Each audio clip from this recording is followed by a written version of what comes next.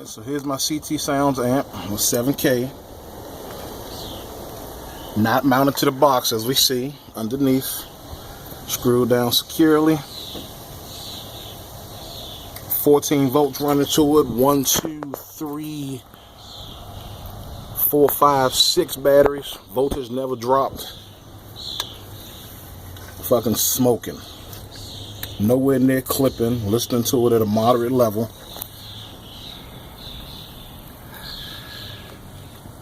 The bad part is I heard about this fucking amp before I put it in.